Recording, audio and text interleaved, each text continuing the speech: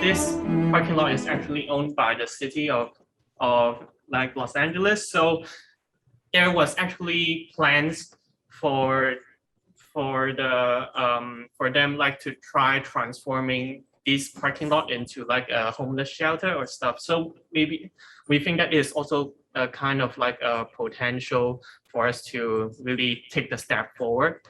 And of course, like this location is kind of prime since it's really close to the freeway as well as the site which sit aside Santa Monica Boulevard has like a good transit with like buses and stuff. Yeah, and the map on the bottom is the distance to like the light rail metro.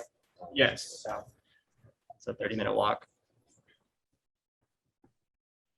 Okay, so like for this one, the land use would be like the residential land use. So this one would have the least concern in terms of dealing with the planning coding or so. But the only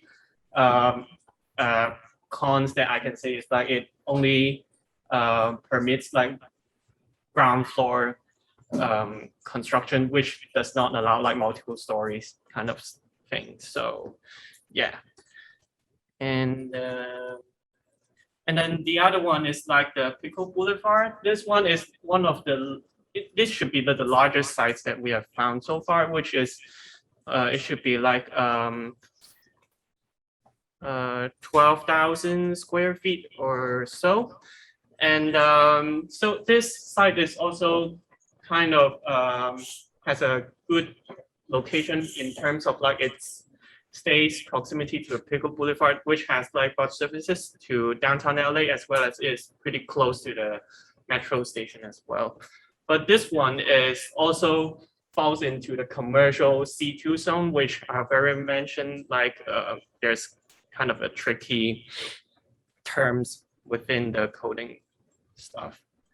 So, and so for this slide, I just want to have a little bit of explanation of like the concerns that I've heard from the engineering teams about like them resurfacing the parking lots with the asphalt or the concrete flooring, as that might like create extra costs for the project and so. But we try to have a look around the national average as well as we try to make assumptions of like demolishing a 7,000 square feet of pavement.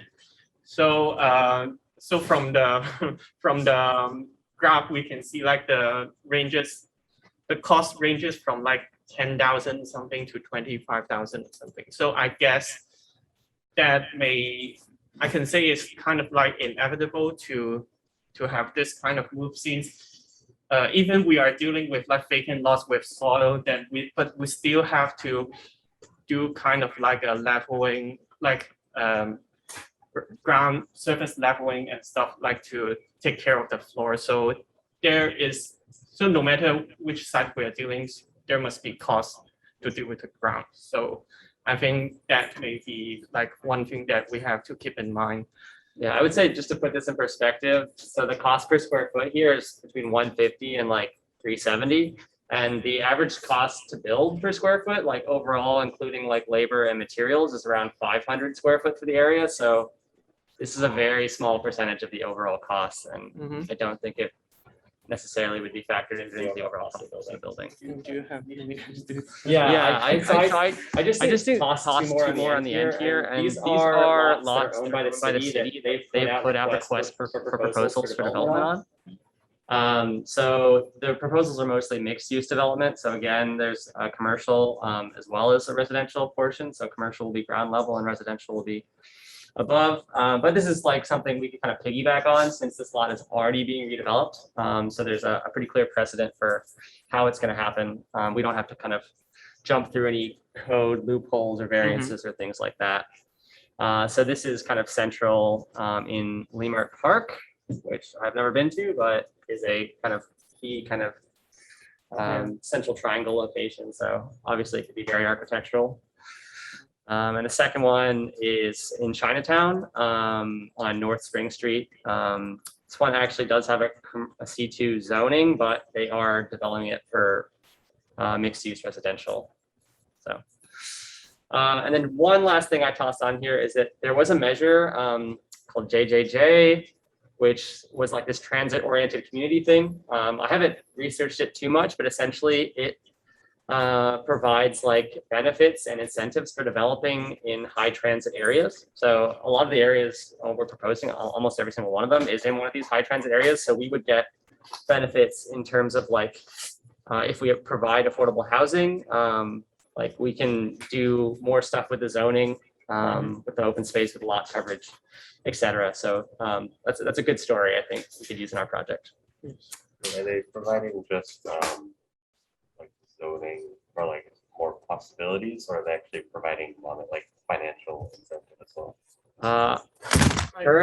I think from here, I think they may give like a premium or bonus, let's say bonus for, let's say, the site coverage that we can build on, as well as the floor ratio that we can do. But yeah, it really depends on like the size of the lot. I don't think it's monetary. I think it's mostly in terms of like just utilizing the site better. But yes. like in terms of building more, wider, less restrictions.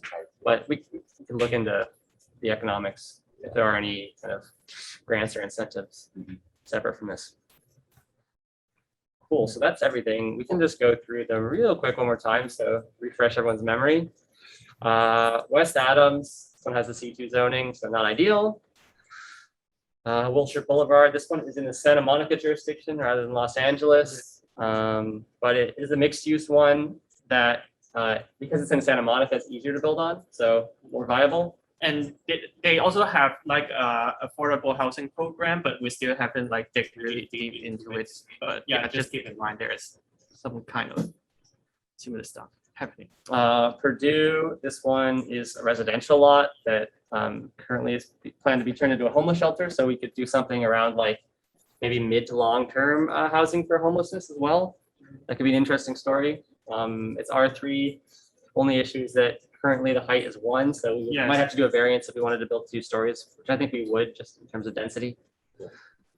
And then Pico, this one is a C2 again, so not ideal, but really great location to transit. This is the closest one. It's a 10-minute walk to the metro. Basically, parking lots are not really a cost issue. Smiley Drive was proposed, but the guy on the engineering team never. And yeah, we try because it's proposed by another teammate, but there is not sufficient information that we can put out at the moment. Yeah. So yeah, we put it aside. And then we have these 2 final requests for proposals by the city to develop on parking lots. One in Leimert Park, and one in Chinatown on North Spring. Cool. And the talk. Right. Yeah. So meeting with Todd Litch, quick overview.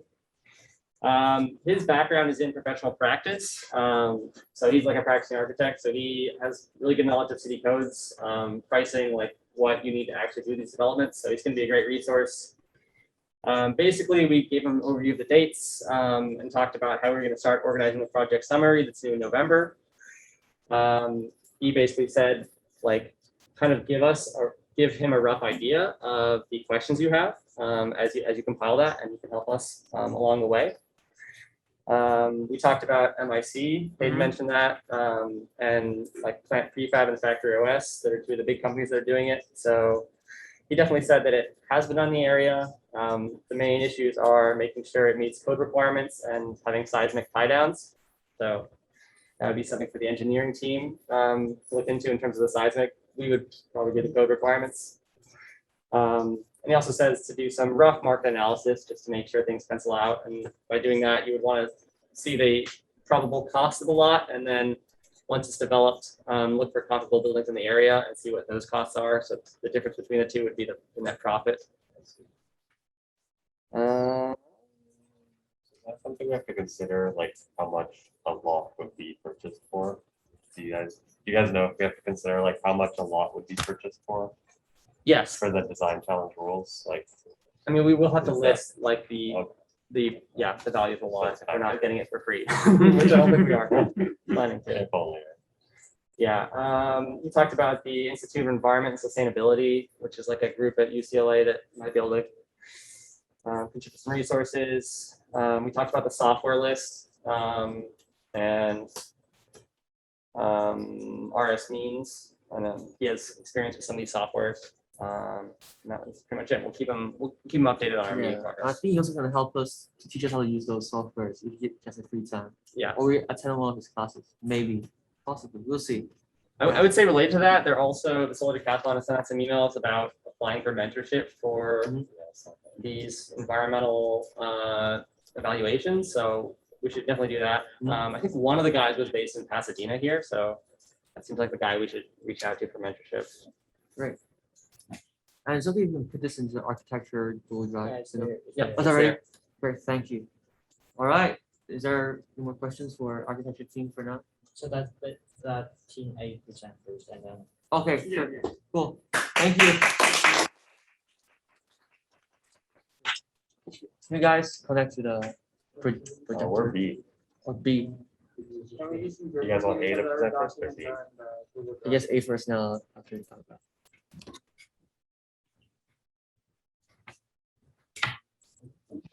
This one is closer over here. It might reach. Or Oh, you don't have a HTML. I think they might have to control the slides. yeah, I could do that. They're in the Google. Is on there on the Google Drive? Okay. No problem. I should not have disconnected from Zoom.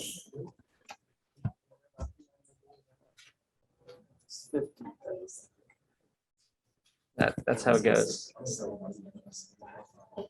No, you just do it. Oh, is it already on? Yeah. Oh, okay. Or all are recommended. But once it's standalone, Okay, can one of you like join in the Zoom so you, people over in the Zoom can hear you guys clear?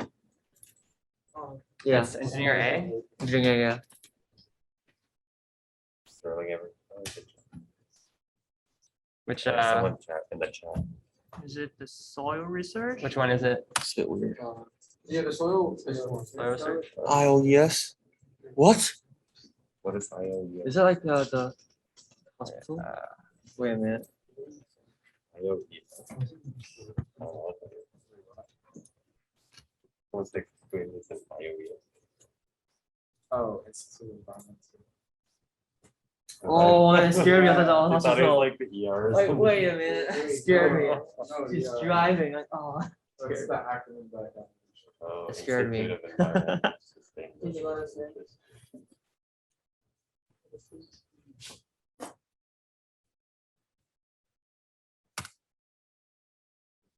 All right.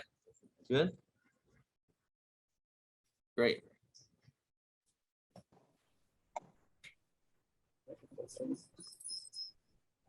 One of us has to mute the. Yeah, with you.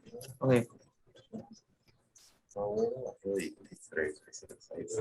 There's another mic. Do you want to mute your computer? I mute mine already. Yeah. It's muted already. Yeah. Okay.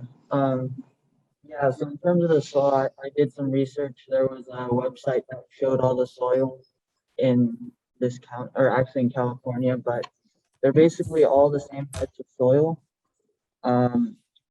There's basically I did a little research. It's basically alluvium, and it's usually unconsolidated or semi-consolidated, so that means it's pretty loose.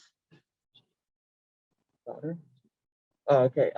Yeah, so it the implications I found were that the foundation needs to be pretty reinforced, and like slab foundations aren't very ideal for this because it's really expensive and you have to, it's a lot of work for that. So raft or deep pile foundations, I guess. And then on two of the sites, I noted that there's like a synclinal fold. But other than that, the sites are pretty similar and they're all pretty close to fault lines. So yeah. I'm honestly not sure. Yeah. I didn't have anything in the. So in terms of site design for structures, the only number that we look at is the SDS value. And for all of the sites that we have on PowerPoint, the SDS values that varies from 1.5 to 1.6. So it's pretty high, but it's reasonable. Right? Like what's the number? 1.5 to 1.6 I'm sorry, what name? SDS. What's that stand? It's the scientific, Oh, okay. one of the scientific parameters, and we use that value to design for structures, like wood structure, concrete structure, and masonry. We use that value, and then depending on which structure we use, so say wood, and we divide that value by a certain factor to get the ratio, and then we multiply that ratio to the total weight of the structure to get the design load of the structure. So that's how it works. Sometimes the number will go up and down. It's all not because the fault is changing the location. It's just the insurance. Yeah. So in terms of foundation, I think it's pretty common to just use that foundation with footings when you have a concentrated load, like a bigger pack footing, single pack footing, and then around the edges of the building we would just use strip footing, or like continuous footing. Pack footing is just one big chunk of footing, like that square footing, usually square. Concrete. The size of the concrete footing would be based on the strength of the footing, the strength of concrete. So if you use a minimum value of 2,500, you might need a bigger footing. If you use like a higher concrete strength footing, you will end up with a smaller footing. So, but like if you use 2,500 psi, that is the strength of concrete, then you don't need special inspection. When you do construction, you don't need special inspection, but when the strength is over that value, you will need special inspection when you build it.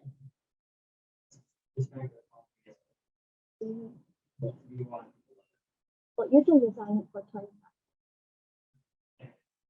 That is the lowest value that you can use per code. So I think you can just use code that's that. And then in terms of soil and ground improvement, then you can just like compact it and Yeah, I don't know. but it's not usual to use pile footing because that is kind of more for tall buildings and tall structures where you like drill the tunnel all the way down to the hard rocks to prevent settlement.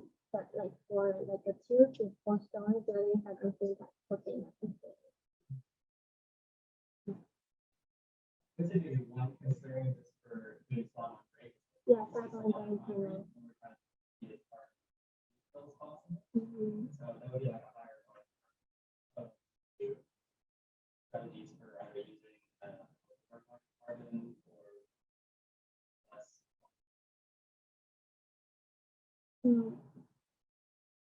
I can look into that if you're interested. Maybe you can find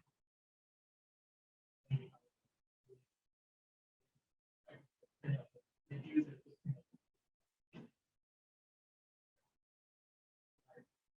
You don't have to design a food factory to live to be that super live. Yeah. You're not going to use the entire lot. You use just carve out some area for the main structure. Yeah, it's actually a poster in the hallway.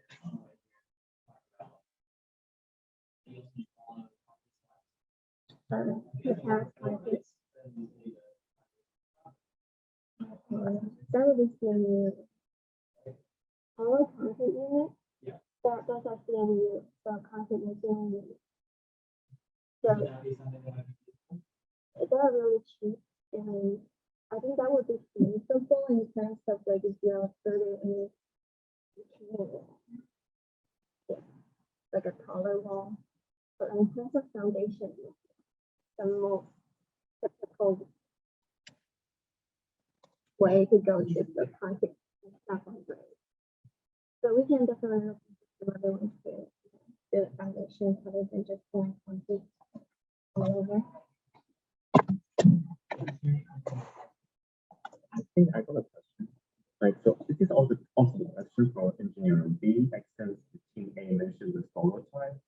I mean, like, are we gonna take the heavy metal contamination in the solar into consideration as well? The reason I'm asking this is like I'm taking my course, the environmental chemistry this quarter, and it mentioned that the heavy metal contamination in Los Angeles, and like it's very, very, very much like in this location, like there's no contamination, like no contamination, but on the other side there's many contamination. So just wondering.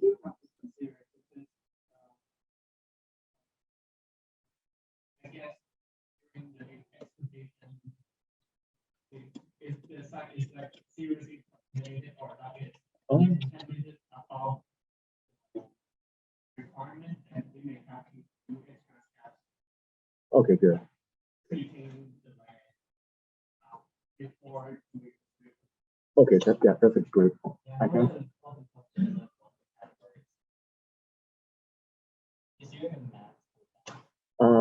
I got a research paper from a professor. I think I checked it out, but it's only like focusing on the lead and the B or that when it comes to other contamination, I'm not pretty sure, but I can definitely check it out and see if there's other options for math.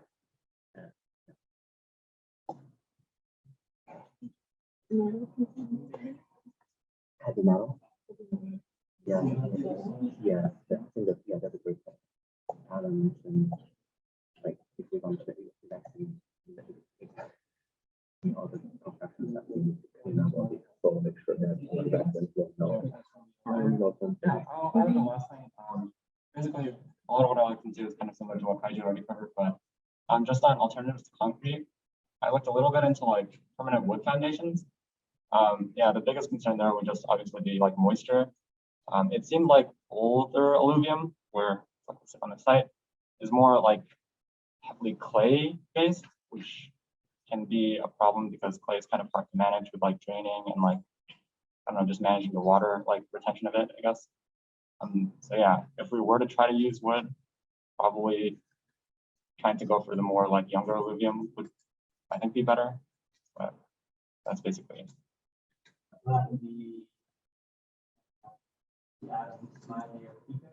And then like these sites are all really close together, so honestly, Yeah, they could all be there in between those two categories. they are still pretty similar though. It's not a huge. Yeah.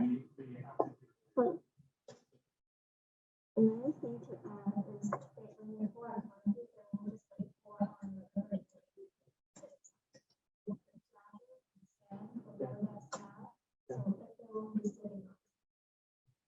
There must be like.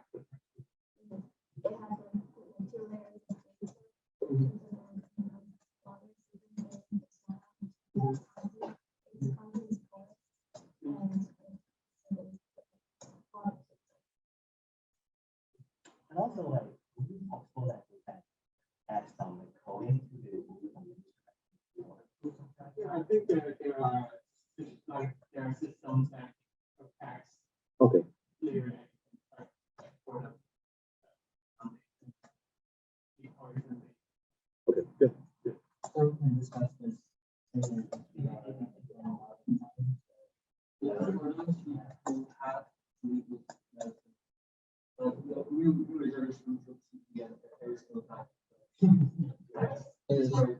you like them to switch the file to? Sorry, do you want to switch another file to the Google? Yeah, what I did is just basically look at the climate condition and this, and what is around the unit.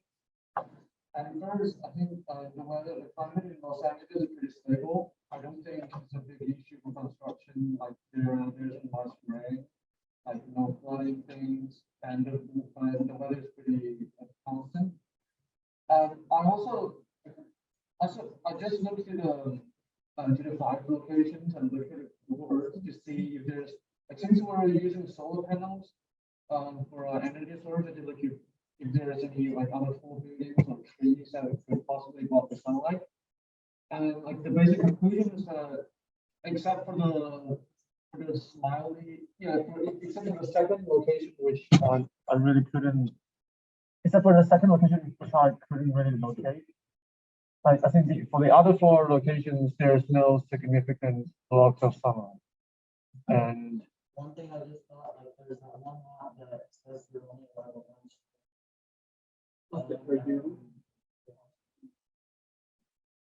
yeah, so basically just look at the pictures, look at the screenshots, and you get to know like everything. It wouldn't be a big problem if there's any buildings that's blocking any sunlight for our solar panels.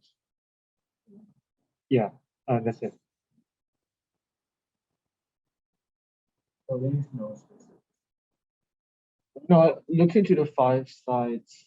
Like I just look into, like, none of them have any significant issues, I guess, except for the second one, which I couldn't really locate.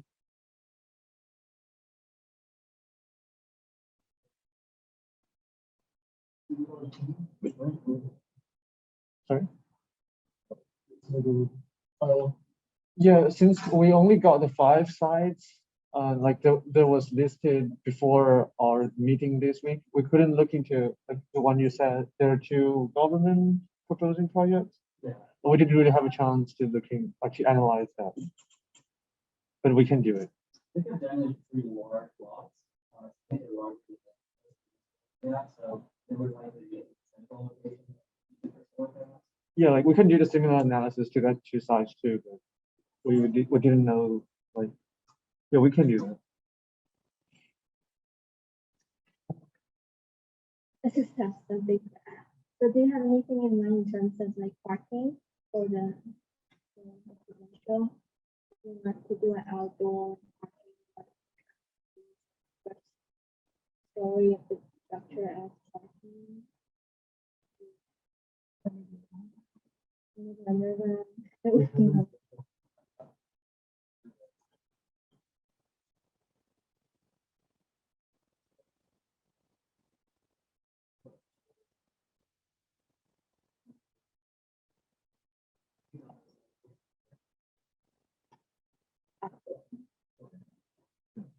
I think the excavation of the parking lot would be a significant extra cost. Yeah, it would be, but like in terms of the site condition, I think they're all pretty similar. Maybe one thing to look into is like the type of structure next to it and like the zoning, like how far away do you want your structure to be apart from the other surrounding structure? Because I think that code has like a certain requirement for that. Because if it's like really close to the structure next to it, then your fire is rated, the wall, the fire rating for a wall is higher. Has to be 2 hours. Something that I would. It's like from a design perspective, it's probably like.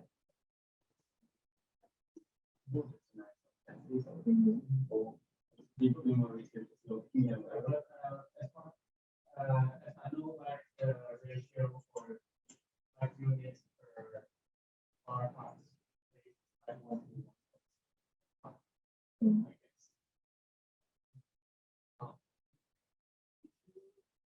I went in downtown, like, or Mandating Park. Maybe only the Chinatown lot would qualify for that. Yeah, because I'm working on a project where the architect has problem with parking size because I think like it was like a retrofit and remodel and then the parking lot is just not doesn't meet the current standards, so they have to reduce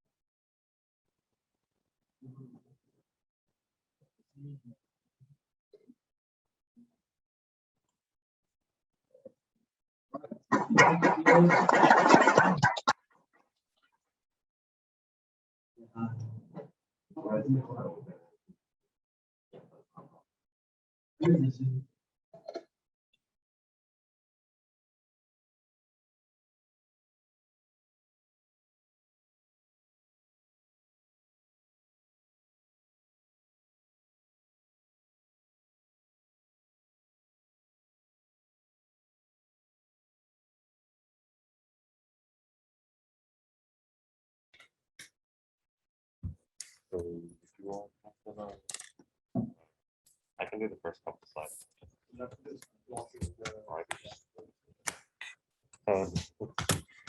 There we go. Yeah. I guess. Whenever you want Hold up for that. I think this should be okay. Yeah, so these are the systems we're kind of considering. Oh, It's a bit weird, yeah. no worries. Electrical systems, so like solar systems is going to be us. The lighting systems, partially. I mean, obviously we're not designing the envelope, but we're designing like the lights and stuff inside. Mechanical systems like HVAC, yeah, like appliances, gray water and water systems. So how we're going to be reusing or recycling any gray water if we do. I mean, I know there's not a lot of precipitation in LA, but it's still something we're going to consider. Heating and cooling, ventilation, I already mentioned. Energy performance. So these are kind of factors that we were considering. Oh, we got next slide, please. I was trying to change over the Zoom. Like, why isn't it working? So solar exposure index, something we looked at, it's about the same throughout LA. It gets a little less the higher you go because there are more like clouds and fog in the morning. We looked at charging stations for EV, which is in later slides, air quality and airflow maps. And then we also looked at precipitation. So the first slide we have, so that was the site this is the area which we deemed kind of ideal for us, which obviously is pretty far away from what other people have right now, but we can work with what we got and we can modify, you know, but that's just what we came up with yesterday because we were a little bit out of the loop, as Max mentioned, but that's okay because we're adaptable. So in the next slide, okay, you can go to the next slide, yeah. So heat map, this is like one of the most important maps to consider. And this is specifically from the heat wave last August in 2020. And it basically shows how hot different areas of LA got. And this is a good like a good metric to use because the hotter it gets in the summer, the more AC you're gonna have to use, obviously, which means more energy. So if we get a place that's naturally already relatively cool compared to other parts of LA, then that will significantly reduce our energy usage and significantly reduce our carbon footprint, so to speak. So that's why we chose that area up kind of in between JPL and San Fernando Valley. It's before it gets into the red zone of San Fernando Valley. Not that far up, but yeah. Yeah, and that little strip right there, near the mountains, but not straight in the mountains. However, as you can see, like Santa Monica and between Santa Monica and Beverly Hills area is not bad. And obviously we're going to do more analysis on this. But this is one of the most important maps we need to consider. So in the next slide, we also have the pollution indices for LA. As you can see, like northern LA is less polluted. I don't know exactly why. Maybe just because of like wind from the mountains or less industry, because I know there's a lot of industries in southern LA. So you can see like as you go more south, it kind of gets worse. So ideally we'd have something in the orange, yellow, or green zone that we can work with, because air pollution affects like ventilation and how obviously we have to consider health, like someone was mentioning earlier, like the comfort and health of our whoever's using the home. So that impacts it a lot, but then it also impacts, like if you have passive cooling systems where you got wind to cool the house, you want it to be clean air instead of, you know, exhaust from the highway that you're pumping into your house. So this is an important map. And yeah, obviously we were looking at areas up, I guess by where it says Verdugo, that's like the La Crescenta area. but you can also see down by all the big cluster of yellow points is actually UCLA. There's a lot of like sensors here, I guess. So that area is not terrible, you know, it's better than some. In the next slide, we have, yeah, so next slide, we just had a little bit of information about that specific area. The mountains are good because they kind of provide natural wind channels. So something near mountains obviously is kind of nice. Well, also, but they're not so high that they'll block solar energy potential. So yeah, that's pretty much for solar and pollution. Then electrical systems, Newton looked at. Yeah, so like for electrical systems, I think obviously we're looking at the solar index of like, you know, where like there's a lot of solar density. So obviously the more red an area is, the more the more like, solar like in that region. So yeah, clearly like Santa Monica Mountains don't seem to be a good spot. But pretty much like pretty much all around LA, you can have solar and it should be fine. Yeah. Yeah, so like I guess we're also thinking of like, you know, these days electrical vehicles are also in demand, like high in demand. So, you know, finding a location where there's like a plentiful amount of like charging stations available for people to use for the growing amount of electric vehicles. But yeah, I'm not from like California, so I have to do some research. But like it seems like California's pretty well equipped. At least LA is pretty well equipped with like EV stations and things like that. So pretty much like I would just say whichever place we decide to pick, we would just have to, if we do want to consider electric vehicles, in addition to like public transportation, we would have to pick a region and look around to see where these like stations would be located at to you know, like cross-reference a place that would like maximize people's ability to reach these stations with ease. And another thing I looked at was one of the main providers of electricity is like SoCal Edison. They offer like incentives for generating surplus amount of like power to the grid, but at the same time, we would also have to, if we want to supply back to the grid, you'd have to obviously work with like SoCal Edison and their like policies and whatnot. But I guess I don't know if you can really, yeah, you can't really see that graph, but pretty much, or that, yeah, chart. But what that chart pretty much shows is like how much, at least like in November 2021, they were paying, if you have like per kilowatt hour you generate to the grid, you pretty much like earn whatever 0.035 like dollars. So that could add up over time if you wanted to do something like that, which could help the I guess like homeowner like earn some money or save money and whatnot. But yeah, but like SoCal Edison, there's like a list of cities like that qualifies for their like electricity provision. But I believe like downtown LA, like that gray spot in Los Angeles County, like that area, that is run by like the LA like department, like LA Department of Water and Power. So yeah, they are separate as well, but they can work. They're like related to SoCal Edison, but yeah, there would be like different regulations and restrictions. I was gonna say like my my professor in power systems, he works at SoCal Edison, so he would also have like more in-depth knowledge and can provide more like in-depth detail if we want to go the route of working in that area under like that SoCal Edison influence. And last of all, this is just for like considering like a spot, but this just shows like the electricity consumption in different residential neighborhoods in LA.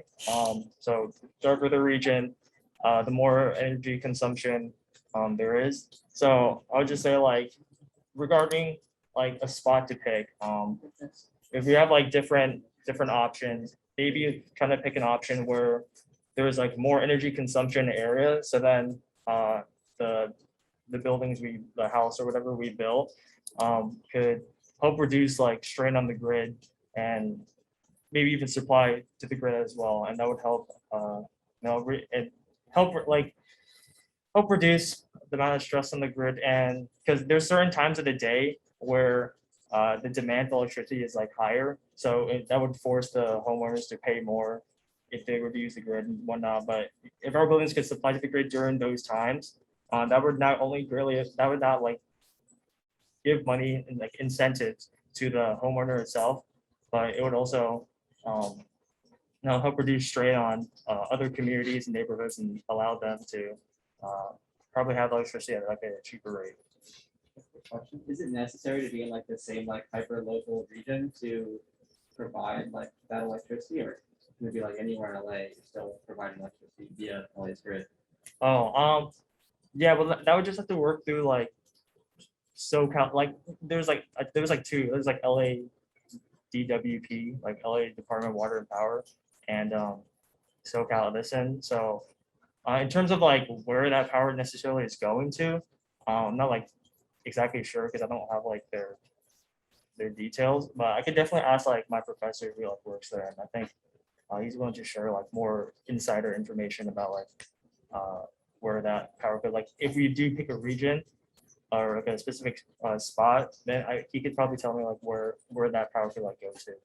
So so it would also just depend on like also what kind of infrastructure they have depending on those areas.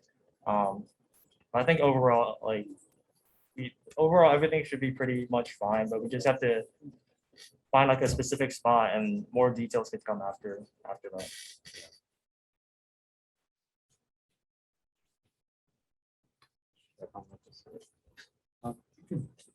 I don't know. This was just a precipitation map for LA. Obviously, there's not going to be a lot of rain throughout the year, but yeah, that's there for us to consider. Is it worth doing some sort of rainwater capture at all? If we were discussing like green roof possibilities, because that kind of reduces the heat and temperature below it by like a really significant amount, apparently. Because you can put water beneath the roof, or? Personally, it's mostly I think because of the biomass and how it like Green. green, like plants like succulents or shrubs. Obviously, we do like native plants. So that would be helped by like the one day of rain we have per year, but other than that, I think because when it does rain here, it kind of does rain pretty hard. So having like drainage is important, and so that we don't have like flooding, just like keeping that in the back of our mind, because I know that a lot of places here it's just like concrete jungle, and then when it rains there's nowhere for the water to go. So possibly having some like gravel or water drainage systems around the house wouldn't be bad. And it could even go into some sort of like gray water collector underneath the house if we were doing recycling for like sinks and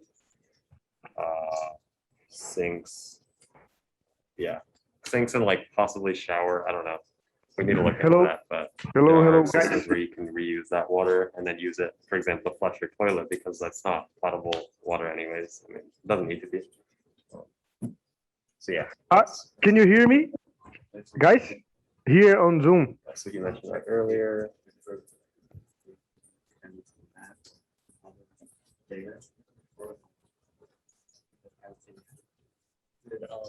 Kevin or John want to add anything? Kevin left.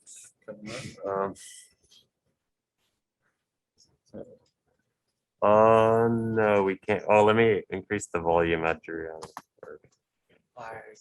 Hi, can you hear me now? Hello. Can you hear me? Oh, we can hear you now. Yeah, okay. About the rainwater harvesting, we can do like a simple calculation after we decide where the building is gonna be. It's pretty simple. I mean, we need to have some parameters, including the precipitation throughout the year and the demand, and we can see if it's gonna be like efficient or not. So if it's not, that's okay. Yeah.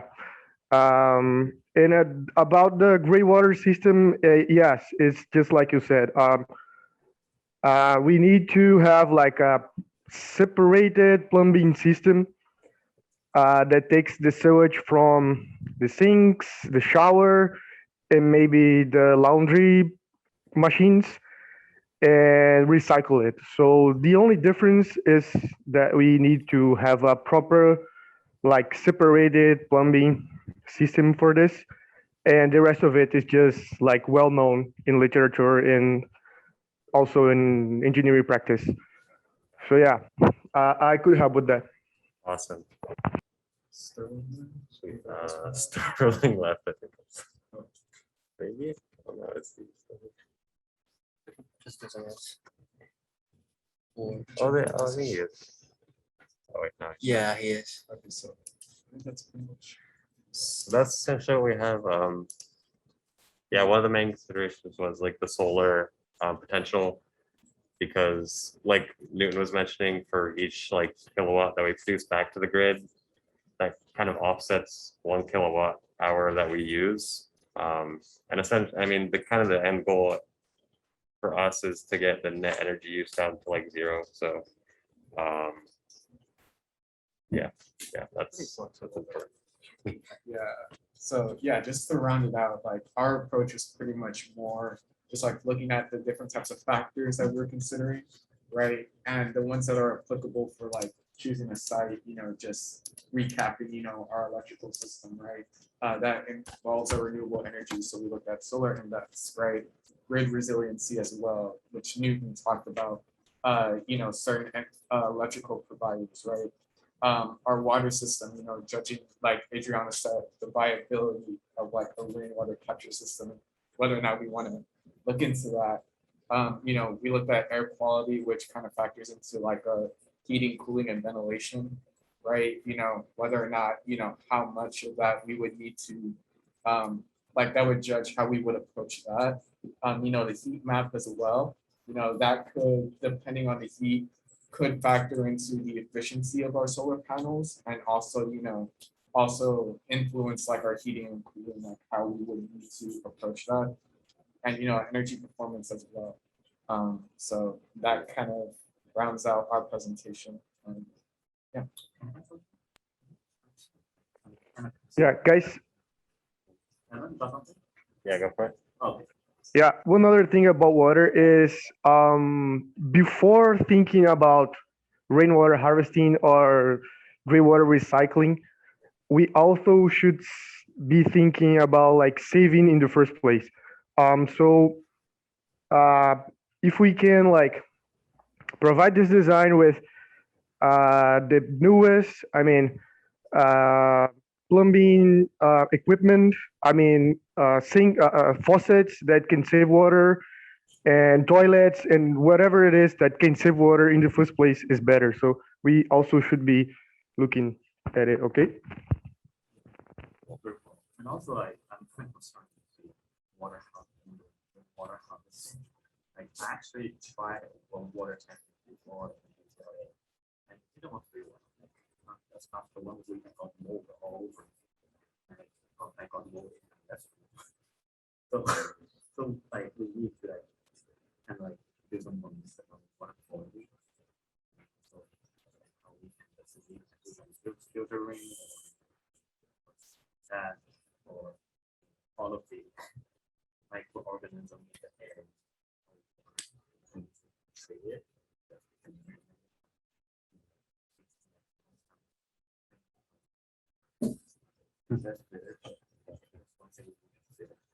Yeah. Could be the rainwater harvesting used for irrigation rather than Also, like from water resource perspective, actually, stuff is actually from a large scale, like the city of Los Angeles, do the harvesting from water city, put into the plant treatment plant, and deliver to home city. That's actually the best way. But yeah, so this is one individual household. That's fun. For architect exchanges here, any specific way that you think will be the best to the strategy to achieve this? I just had one thought about air pollution. Some of the sites are very close to larger highways, so I don't know if like the hyper local distribution would be significantly worse for those as opposed to one that's like the one in Santa Monica, which is kind of farther away from larger highways. So I don't know if we can get info on that like that granular a scale, but that might be useful. And look into that throughout the week. So I'm thinking like we can do a mapping strategy. You think that would be helpful? Because now right now we have like 11 sites, and it's kind of like if we don't have a strategy for the competition, it's like a random site that just pop up. So we have to like develop a kind of like methodology to how we come out with these sites. So I'm thinking like we can make different map for different factors, and then over that is how architects usually do for choosing a specific site for a large project. So I list a bunch of factors. Can I?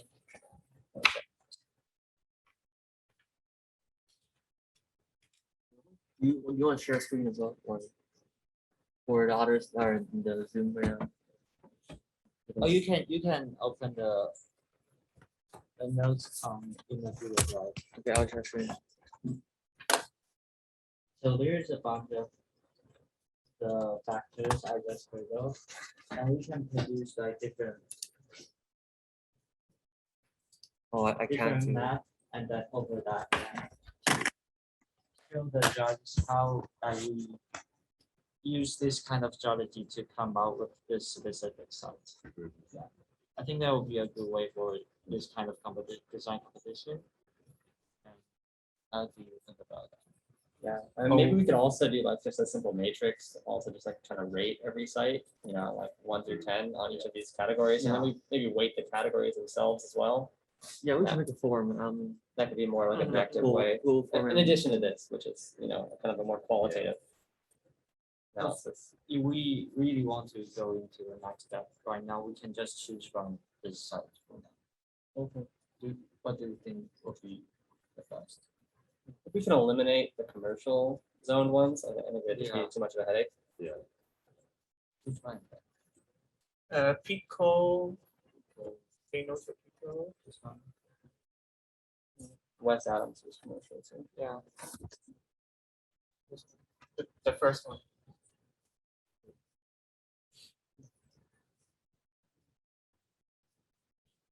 What like program did you guys use to find the sites? So for the zoning, the city has this kind of GIS web browser called ZMax. I can post a link to it. So did you guys look at like actual available lots for purchase and then go into like ZMaps? We did not look at available ones for purchase. We looked at vacancy. Yes. Ones that are vacant. Okay. So. Got it. So I have a question. So there was a lot of overlap between architecture and A in terms of like the site choices, right? So what's it, or like how many sites do we have to kind of like look at right now? Do we have like a number of sites? I'll pass that list right Yeah. there. So right now we have 9 sites. So do you want to like look into each one, or we just like But some of simply them- choose like overlap. a site in your proposed area? Well, I was saying that some of them overlap. Yeah. That's because we were looking at just speaking. So you guys didn't come up with any independence today? You guys? No, we Okay. just looking at your site. Okay. So we can, I guess we can ignore these 5. Yeah. Is it? Instead of Because nine, these are actually the same as the one. Yeah, and we potentially have those 2 extras that are the parking lots that the city's developing. Mhm. Yeah, so I think now, So we have 6. yeah, I just wanted to make sure that I was looking at that right, because if that's the case. We have, I think, 5 plus the 2 city proposals that you considered. I think that's the right number. We can double check to make sure. Yeah, but we deleted some of these previously because they belong to the commercial one, which is not, which they do not really fit our scope, which to do with like residential housing. Okay, I see. Because of the zoning, right? Yes, yes. Okay. Alright. So the vacant lots under legal description.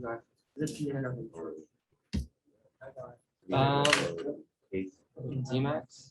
Yeah. It's this thing, right? Yes. Under search. You can search the address and there's like tons of information you can look at. Yeah, we didn't necessarily filter by vacancy in this program. I used one called Regrid. I think Hayden just like manually searched. Yeah, because we weren't sure like how to choose like specific places. And we were If you kind of, really want to look into the codings or like specific information about the lot, you can use the CMAS. The problem is you kind of have to select a lot to get information. It's not really good for doing the analysis. macro level. Yeah, I think the city just designed it for like, you want to develop this parcel, here's all the info. Yeah, okay. I see. So how would you suggest we go about ranking these? You want to just, like you said, be maybe a scale of 0 to 5 or 0 to 10? Yeah, let's do 0 to 10. Or we could just do a ranking. Well, Or maybe let's say you have a very specific parameter for evolution, like there's a evolution index, then we can just use that parameter to list for that ranking and then to pick like which one is the best and then so on. Because otherwise, if we translate everything like to 0 to 10, that would be like too generalized. I feel like 0 to 10 would be a lot of space of where it's located. 5 maybe? Or in some considerations, just like rank them relative to each other. Yeah, because there is a lot of factors. If you do 1 to 10, it would be like 100 over that.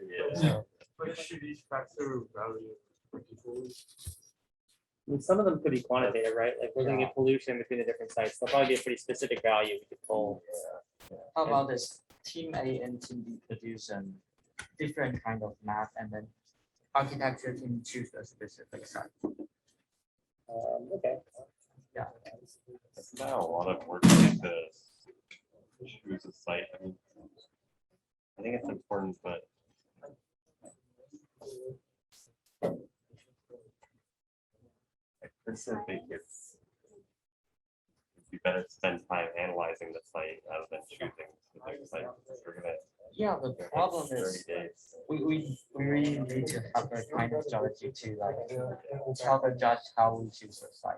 So it's also okay if we just choose from one of them and then do a site analysis. But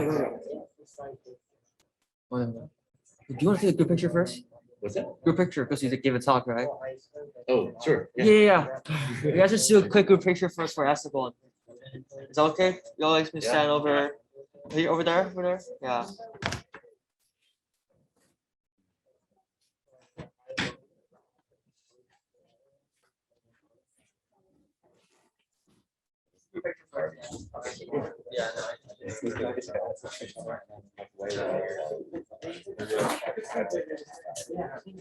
there's something still on the paper.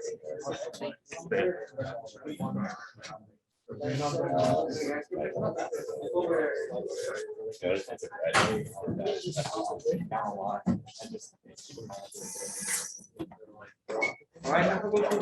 That's the one. You'll sit in the middle. Thank you. Yeah, come on. Wait, I gotta just stand or sit next to Esteban.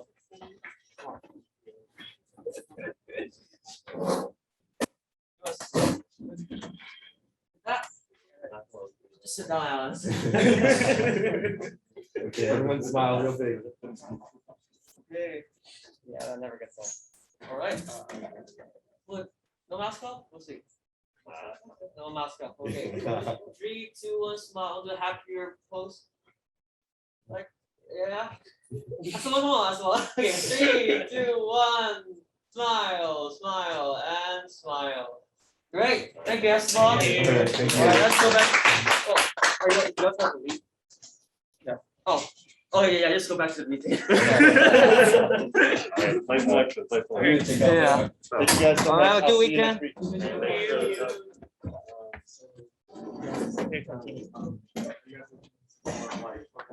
That's the like specific sites. You were just like in general, you were to think about the fact that you took into account how much you think they vary over the 5 sites. Yeah. They're relatively close together, so I feel that all the factors you listed are pretty similar for all. Right, so it's really gonna be an So, architectural I think decision. The architecture. Yeah. is- In terms of like urbanistic. Yeah. I think the building codes, like the 1-story building, stuff like that. What if we, I mean, if you guys have time, it probably wouldn't be that, take that long, because we've already got the maps and everything for all of LA. Mhm. Is there 3 sites, right, I think that we have now? Like in terms of heat map, Santa Monica was probably. Yeah, we could just go through them really quickly and kind of. So do you mind if we want to? Yeah, that sounds For a good. presentation? Yeah, for the, like when we present. Yeah. So it's also helpful when you are designing. So for all for architects and designers. Yeah. Yeah, it seems like these sites, or this is like from the guys' document, right? I think one of these was like on the chopping block, I think, because it was. The 2 of them have the commercial zoning, or does Yeah. that overlap with the one that limits you to a 1-story building? Or? No, the Purdue one, it falls into residential. So that would, if you wanted. That to do one 2 stories- actually fits, but the only limitation is like only 1 story is allowed. But we could look into that to see if there's any leeway. Yeah. I like it too. It's like just once a week on that. The architecture team, did you guys kind of decide that you didn't want to deal with the commercial? Yeah, Okay, so we basically have 3 left. I I also think like the 2 city proposal ones are kind of interesting. When you mentioned. yeah, the Chinatown and the Lemur Park ones. Would you be able to like partner with the people who are asking for the proposals within the government? Like developers, we could look into it. I guess we would definitely want to. They're not new proposals. I would need to find some more information about them. Like they were originally proposed in 2019. They haven't, I think, selected a final one, so they're still open. is there any suggestion on the way that we choose the site? Or do you think there's a more effective way to do that?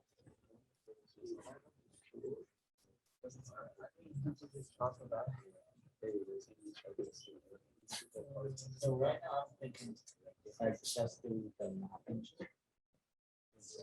But don't we need to decide by next hour or so, whatever? No, we can go back and. If it's an architectural decision, we meet on Monday, so we could potentially do research between now and then, make the final decision Monday, send it out to everyone, get going before the next So, like, meeting. okay, so then to come up with a list of priorities for each site, so we can get all at once, or? Yeah, that sounds good. Yeah.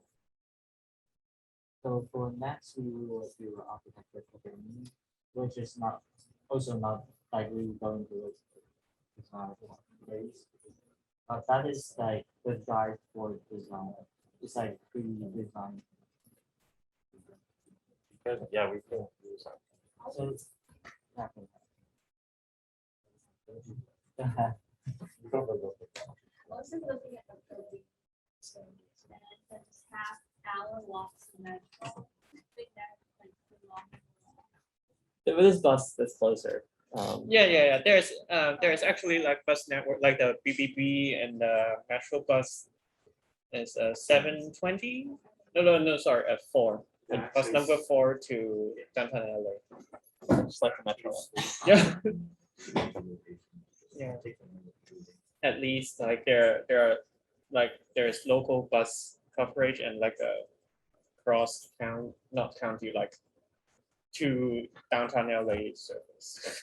Yeah. That land value 3.8 billion.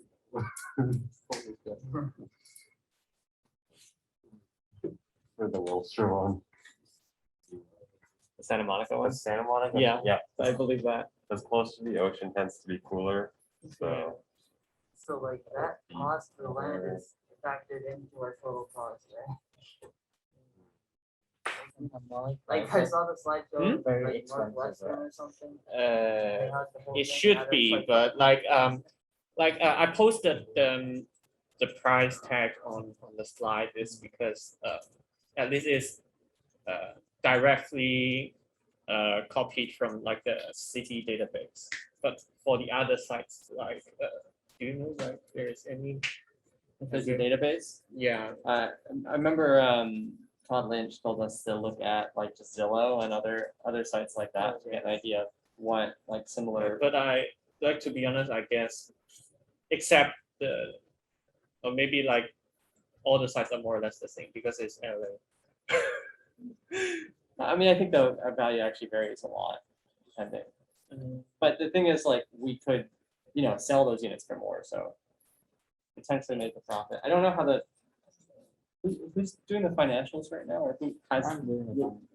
So what's the deal with like doing a loan and things like that? Would we factor that into the project?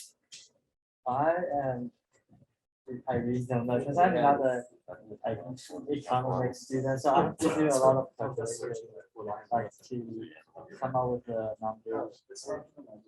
Do they like allow us to Yeah. take a loan? Yeah, To I buy the think site? so. If we take a loan, we have to. Okay. The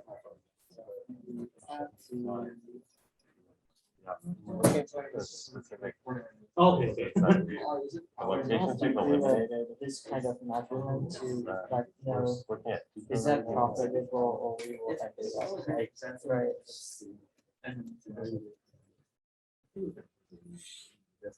I'm having trouble like calculating this kind of. Right, if you want to do affordable housing, then we probably shouldn't buy it in expensive areas, because you're gonna sell for more. How's the document where you listed like the Yeah, it's all in the, it's in the general.